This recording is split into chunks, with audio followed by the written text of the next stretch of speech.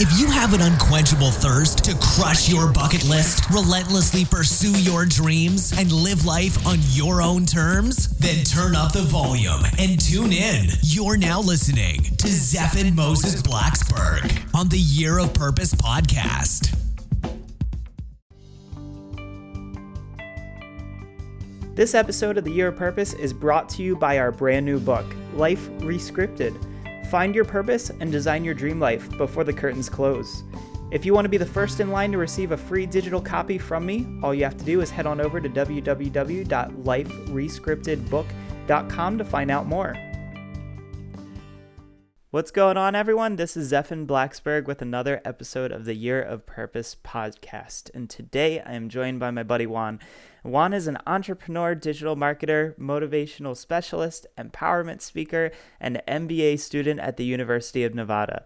As an avid marketer who's worked with some of the top wealth builders in the world and driven empowerment speaker who thrives on changing lives, Juan's sole purpose in life is to help others identify theirs. His ultimate dream is to create an academy for young to middle-aged men that helps them continue their personal development, learn what factors to consider when making choices, and become better men overall. And today he's hanging out with me. How are you doing today? I'm doing great, Steph. How you doing, brother? I'm doing good. So I just watched, before we jumped on the call, your TED Talk. And I believe that you're an inspiration because being able to get up in front of a crowd alone is a huge deal. Being able to speak once you get up in front of the crowd is an even bigger deal. And being able to overcome some of the things that you have overcome is the biggest deal. And so I was hoping maybe, if you'd be willing to share with everyone a little piece of your story and, how you've gotten to this point and in a sense, how you found your voice. Yeah, absolutely. So in my TED Talk earlier this year, I presented the idea that I have a problem with my speech. I have a stutter, and I've had it all my life, right? I've had it since I can remember. Always had it. It's always been this obstacle in my mind, something that I felt, held me back from a lot in life. And so as I grew up, I would shut myself off from the world. I wouldn't like to speak out loud in class or with my friends or whatever. And it's hard as a youth because if you sound odd or if you look odd or anything is odd about you, you're immediately an outcast, right? So how I spoke and sometimes I had issues like saying certain sounds, then I would get like all anxious and a whole bunch of stuff was happening. It'd be a mess, right? And I was just I was always under the mindset that there was something inherently wrong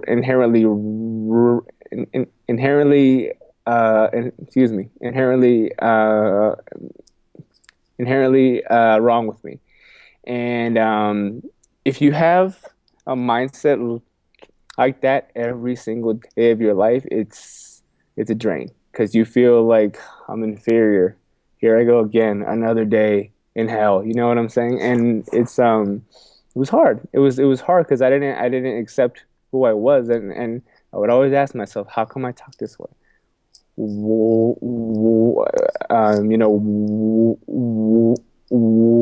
Why me? And as I got older, I moved off into college here at the University of Nevada, and I began to kind of find who I was and how to communicate. I began to find that through how I wrote. So I became a journalist back when I got here at the university. And so I began to write and I began to form ideas, and I found who I was through the written word. And it was awesome because because in my mind, I felt like, oh, I don't have to speak anymore. I can just write and people will love it, And I would get amazing feedback from it, from some of the articles I wrote and other stuff like that. But I felt like I wasn't being who I was. in a sense, And so I kept on this whole progression trail because I've always had this thought in my mind that I'm just gonna keep it pushing. I'm gonna keep it pushing regardless of the obstacles I have, because aside from how I speak, I've had tons of other stuff that hasn't been 100% in my life, as all of us have. But this was like it was the most obvious and evident. So as I grew older, I'm not sure. It just all kind of happened one day. It was a click, right? Like, hey, this is who I am, man. Like, I have a stuttering problem. This is who I am. This is who I'll always be. I don't know how I ended up like this, but since I am like this, I might as well love it, you know? Because it's harder to approach something in life if you hate it. As simple as that sounds, it's harder to act as you are if you don't like who you are, And as I'm older now, I've learned to accept my stutter. I embrace it and I understand it. You know, I have it for some reason.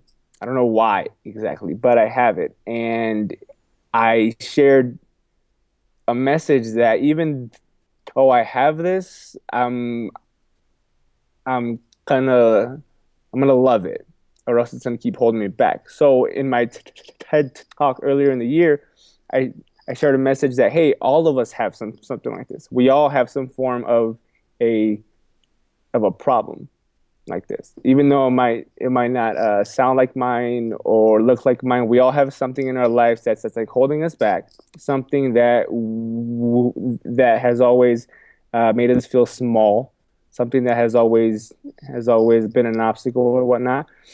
And in actuality, it's not what it seems. It's not this huge overarching, balloon in your life. It's exactly how you make it out to be.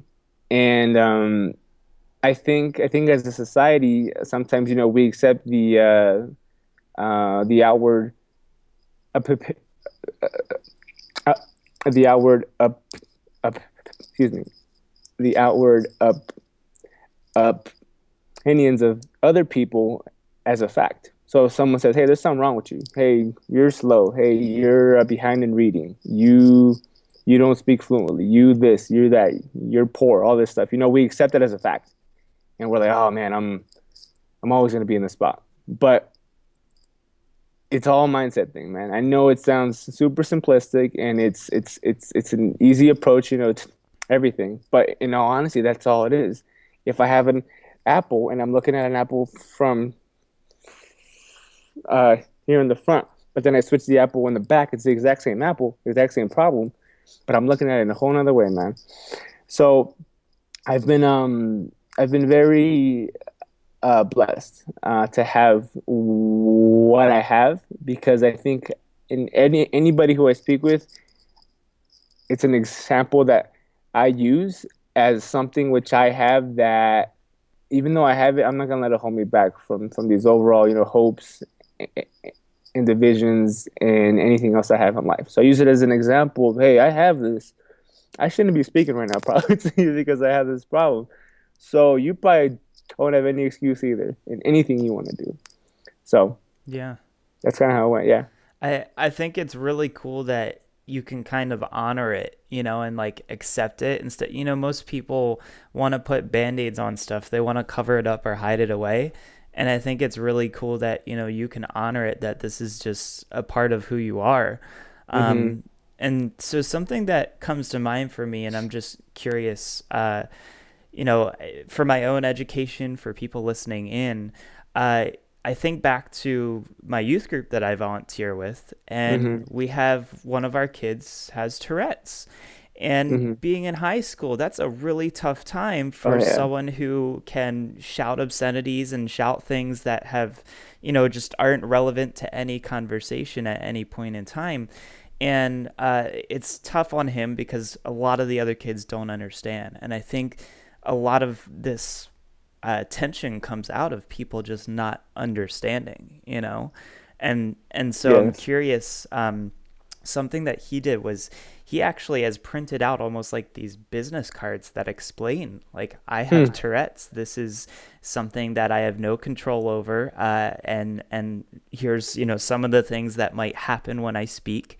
And he actually gives it to them when they make fun of him, and he educates them. So I'm just curious Wow. to hear from you, only because I don't know a lot about stuttering. Have you done any sort of research, or do you have an understanding of what causes it to happen? Or obviously you said you've had it your whole life, but I'm just curious, is this a function in the brain, or is this a psychological thing of, nervousness or anxiety? Where does it actually come from? I think that's an awesome approach. I just want to say, I wish I would have had that idea like 15 years ago. That's awesome. In all honesty, with the thing that I have, I've looked into it a bit, and I've seen that I've seen that a lot of it is in the brain and neurological. I'm not sure exactly what it is though, because I've like any other individual who also has a similar problem, I've looked into like how to fix it and how to speak like a normal human being, right?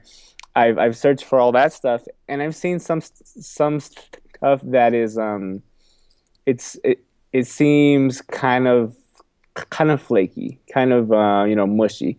For example, something I saw was that there was this earpiece that you would have in your ear, and before you spoke, it would send an echo in your ear, so as if you heard somebody saying the word. Now, here's something unbelievable about how I speak and how other people speak that I don't know how to explain it, but if I were to say the Pledge of Allegiance with two other people, I wouldn't have a problem at all. I would not have a problem at all. If Wow. I were to sing a song that I'm hearing on my earphone right now, I would not stutter for half a millisecond, right? Wow. And it's interesting because I've kind of put this whole I've put it all to the I've actually tried to emulate this in my life as well. So sometimes if I record a video I'm doing or something like that, I'll pre-record the audio on my cell phone, and then I'll play it in my ear at the same time as I say it, as I speak it, and I speak it fluently. Wow. It's crazy. It's almost as if the echo helps settle something in my brain. I don't know what it is. I don't know what it is, but it helps me kind of bring me to a equilibrium. Yeah. And it's not an anxiety thing. It's not a nervousness. After say I'm in front of 100 people and I begin to have a problem, after the first few, after that, then some of the anxiety begins to set in and I get nervous or whatever. But at the very beginning, it's nothing that I know of. So I may be very I may be very small. I haven't done a lot of research into it, but I guess the message that I get that I keep on coming back to is it's that it's awesome for you to understand yourself. Then in that same light, we do have to understand others. And even though we don't understand what's happening with people or whatnot, it's important that we accept people for who they are, or else stuff could happen. That's really horrible. Yeah. So again, I don't know how it happens, man, but if I hear something in my ear, I can say things 100% fluently. It's That's weird. Crazy. I wonder if you just walked around all day with classical music or something playing as the soundtrack to you talking. No, but there's something interesting that has come up here that I have had in my life too. So, I went through a severe depression and anxiety stage when I was a teenager. And I think part of what you do is you now identify with that. You say, I am bipolar. I am this. I am that. how have you been able to separate yourself from that? Because it's almost like a self-fulfilling prophecy when you're like, I am bipolar, so okay, I'm going to be angry today, sad tomorrow, and happy the next day. It's like you're setting yourself up for failure from the get-go when you accept that that is your label. But to that same point, you were saying, you do accept that it's a part of who you are, which is an amazing thing because it allows you to understand yourself and where you stand. So I'm just curious to hear your thoughts on how do you separate yourself from what I would call a diagnosis instead of, just assuming that that's your fate, but still, love and accept every part of it. Yeah, I don't, I don't, I don't necessarily see it as you kind of removing yourself from it. If anything, I see it as you immersing yourself in it and you just absorbing 100% of what it is. And I think a, I think a big reason why so many of us have personal underlying issues, even as we're older, than I am right now, or than you are, Zephyr, is because we still try to hold it out. We still try to have like a wall. We still, if I had this issue and I still hadn't accepted who I was, I wouldn't be here with you right now. I would have a job somewhere where I didn't have to speak that much. I would still allow to kind of to have a control over my life, and so it's almost like as I had this stuff, I almost saw it as a higher calling, because I'm into the Bible as well, and there's a story in there there's a story in there there's a story in there about about about excuse me about Moses, and he was given our commandments by God Himself, and it was said in the Bible that he had a speech impediment, right? And I always looked at that stuff like, it said he was slow of mouth or something like that, right? And I was like, hey, that's me. There's something to be said about our kinds of people, and so I almost saw it and I looked at it as a higher calling because I removed myself from the selfish mindset I had. I was always looking at it as like, man, I'm this, man, I'm that, man, I wish I didn't speak this way, man, I wish blah blah blah. There's tons of other people who have the exact same problem that I have, who probably don't have a support system like I do, So I need to do something about it. I need to accept who I am. I need to show people that, hey, I'm cool with anything that erupts out of my mouth. I'm completely okay with it, even though I might sound off, because there's other individuals out there. You never know who you're gonna speak to. You never know who you're gonna share something with that will just light a fire in their mind. And so I removed myself from the whole me mindset. I accepted who I am, and I openly share anything I have a problem with. And I openly share that because I know that as human beings, we share in our pains.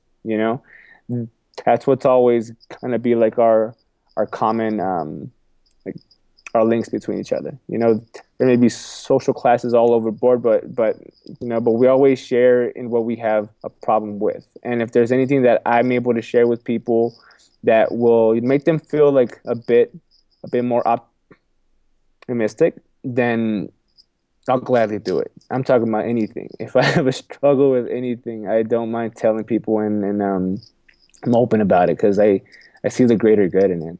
That's awesome. Yeah. I think sharing is really the best way that we're gonna combat younger aged people running into issues with anything, whether it's depression, suicide, a stutter, ADD, ADHD. I mean, I could rattle off a whole long list. And I think that we as a society have really made it tough to talk about these things. Mm-hmm. And I mean, that causes trouble when you're trying to educate other people on what's out there, what's possible, where to find help, how to overcome things. Oh man, yeah. I mean, we really have, I believe that we've kind of failed as a society on that front. I'm a little upset with like how we've built that stuff. Yeah. Um, to just shift gears a little bit, I'd be interested just in hearing, what your life is like now, and kind of separate from, any obstacles that you've had. How are you living your days to the fullest? We were talking before we got Mm-hmm. on the call. It's kind of gross weather outside for both of us right now. Yeah. And, for me, that means I wake up really sore, cranky, kind of want to sleep in a little bit, have trouble getting to the gym, or, I'm supposed to go rowing tonight with my team, and, it's kind of gross outside, so I'm a little bit demotivated. How are you, going about your days? Is there anything that you do to improve? Do you have any daily routines, or, do you Mm. meditate or anything like that? What does, a day in the life look like for you if you were having your best day? So I I am up early. I've learned that some of the most amazing stuff in our minds happens as we're sleeping. Because if you're up, half an hour before you got to be at work, then you're in a rush. Everything else is a whiz, right? So I'm up early now. I do meditate.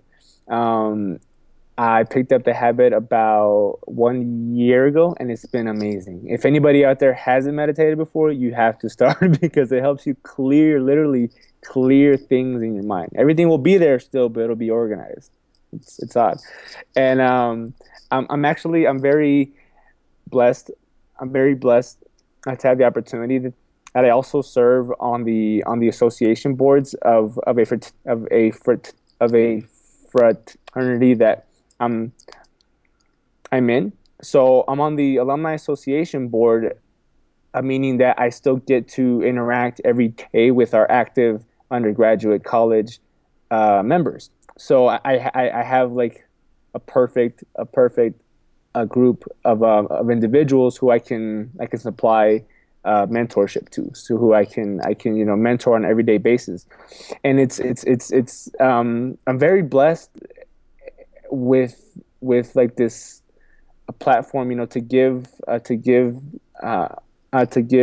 my energy onto something which I feel has a bigger purpose. So every day I always have that kind of an outlook. Every day is a fresh start. Every day is an opportunity for you to, if you email somebody, or if you call somebody, or if you message somebody, if you see somebody on the street, if you order a coffee from somewhere, it's an opportunity for you to interact with people, for you to smile, for you to be happy, for you to be optimistic about things. Because there's tons of individuals out there who are going through stuff, and we don't have any idea what they're going through. It can be something at home, something in their health, with their relationships, or whatnot.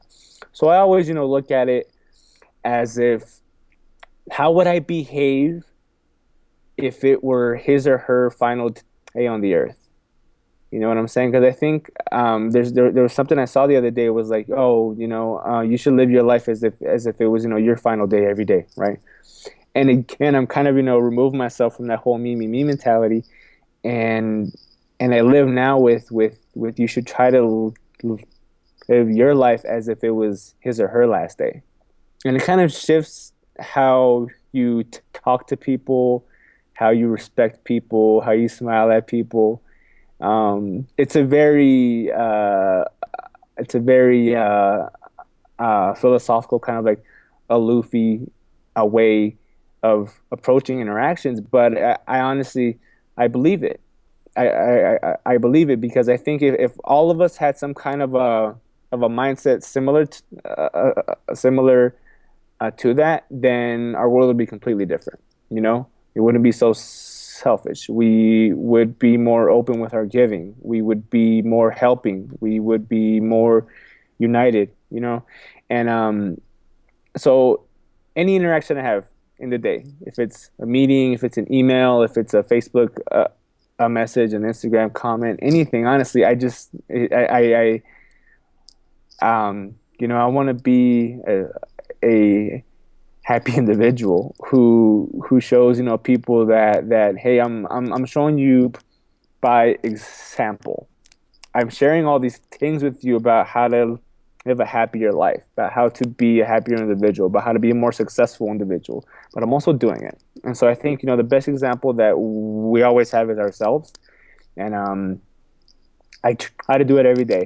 Obviously, I have, my bad days also, but it doesn't hold on to me for all that long anymore.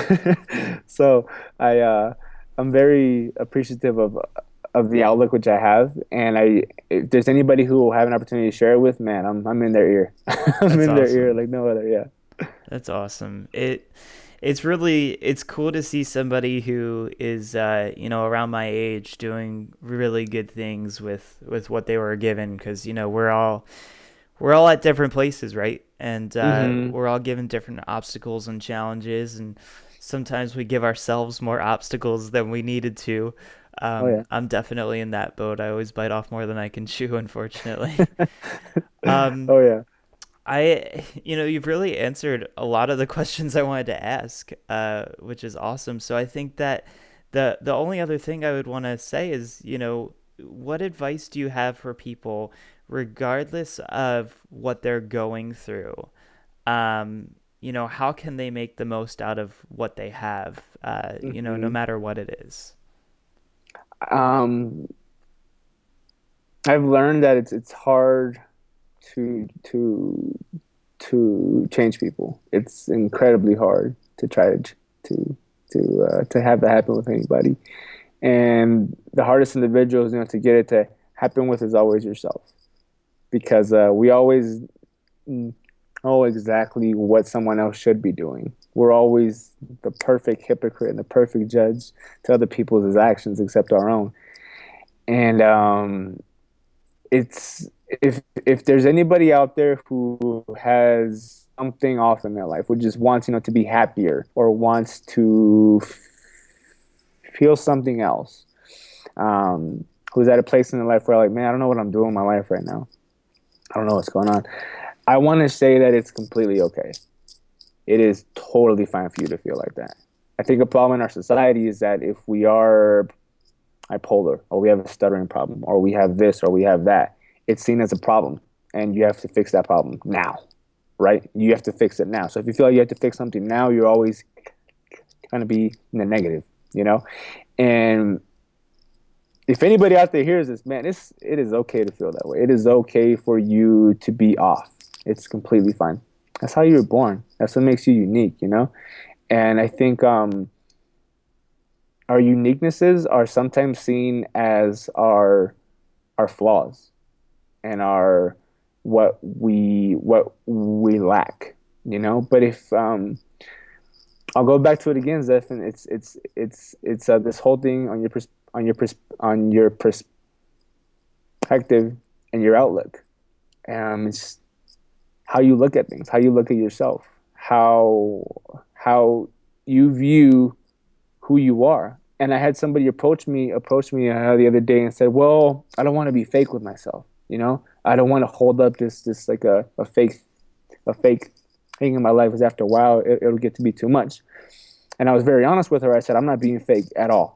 This is not fake. This is not a front that a mask that I put on every morning. I'm like, hey, let's go inspire people. At the end of the day, we're gonna pull it off and be exhausted. No, this is something that you have to actively work on. Happiness is a feeling that you have to actively work on for you to achieve. It's not something that you can just sit back and expect to show up in your life. You have to actively want happiness and want it for your own life. So for all the people who out there who have something similar as I do, I would say that I understand you, I feel you, and it's completely okay. But I would challenge you to do something about it, to stop, being the victim. Stop acting as if somebody owes you anything. The only person who owes you something is yourself. It's always going to be you. If you put it in the hands of other people, you'll always be at their mercy. You'll always be at their mercy for how they feel that day, you know? But if you take control of it, if you take perspective on it, man, it's always going to be in your hands. There's no one that can take it from you.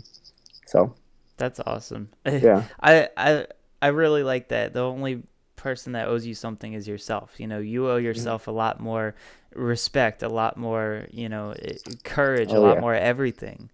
And Oh yeah, brother. man, I think that's the best way to round off this episode. So what is the best place? You've got a TED Talk that's out there. Maybe share with people what that's called or where they could find that, and how they can keep track of what you're up to. Yeah, absolutely. So if anybody wants to have a look at it, it's called "What's Your Stutter," and I'm also on all the social media accounts. It's at Juan V Lopez.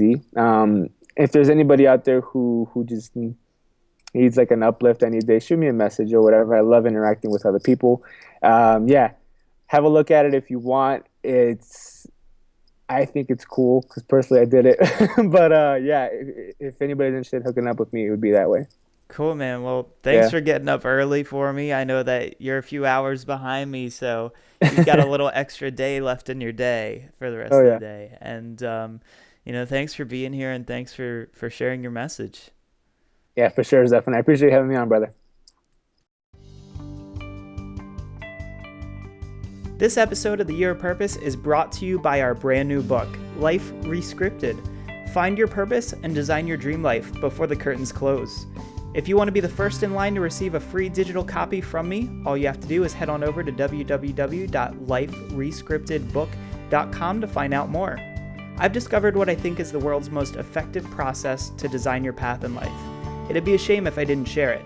In Life Rescripted, you will discover the #1 strategy for determining your life purpose and how you can start a new path today, the 5X life hack rule for accomplishing your dreams and designing your life on your own terms 5 times faster, the ultimate solution for fear and how you can leverage it right now to make this year your best year yet, and so much more.